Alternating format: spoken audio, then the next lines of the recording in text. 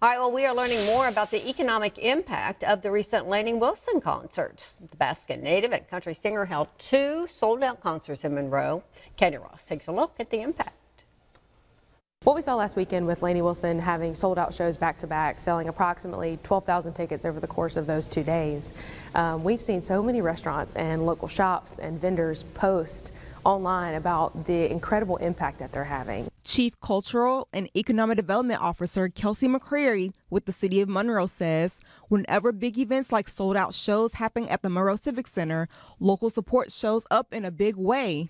When people are moving around the city to eat, shop, and lodge, the city is working to continue this economic push. So the city has obviously, a music strategy that was completed in coordination with sound diplomacy that showed the immense economic impact that music and the nighttime economy has on the larger economy. But also looking at the Civic Center and the facilities, the venues that we have here, they're actually heavily used by the community.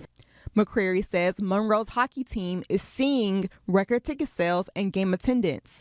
They want to keep the spirit from this past weekend alive through future events. When you stay local, when you support this way, you impact far more businesses, far more people, far more institutions and organizations than when you travel, 4 hours down the interstate or 4 hours north to Little Rock.